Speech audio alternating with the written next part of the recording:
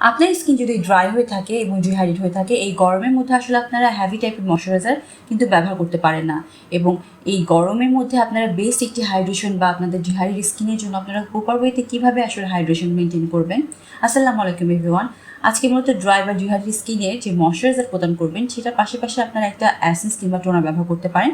আমি তার জন্য আজকে দুইটি কোরিয়ান ব্র্যান্ডের টোনার বা অ্যাসেন্সের রিভিউ দিতে এলাম।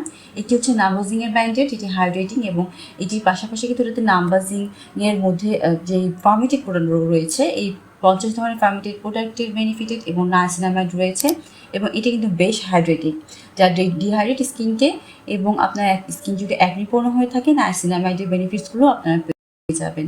এবং আপনার স্কিন যদি অয়েলি বা কম্বিনেশন বা আপনার ড্রাই বা ডিহাইড্রেটের জন্য যে ইচিংয়ের প্রবলেম থাকে, বা আপনার স্কিন অনেক বেশি রেডনেসের প্রবলেম থাকে, সবসময় গরম থাকে, সেক্ষেত্রে কিন্তু আপনার যে মাঙ্গোর এসেন্স রয়েছে আইএম ফর্মের, এটি ব্যবহার করতে পারেন। কিন্তু এটির লাইট একটি টেক্সচার, যেটি খুব পানির মতো, এটি মোটামুটি হাইড্রেটিং হলেও বেশ আপনার স্কিনকে কামিং সুদিং করতে হেল্প করবে।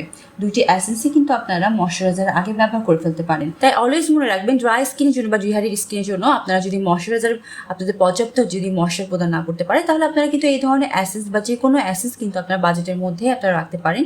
সেই জন্য আপনারা এই দুটি প্রোডাক্ট কিন্তু আপনারা ট্রাই করতে পারেন, এবং আপনাদের অবশ্যই উপাদান এবং আপনাদের ত্বকের ধরন অনুযায়ী যে কোনো ধরনের এসেন্স আপনারা ব্যবহার করবেন।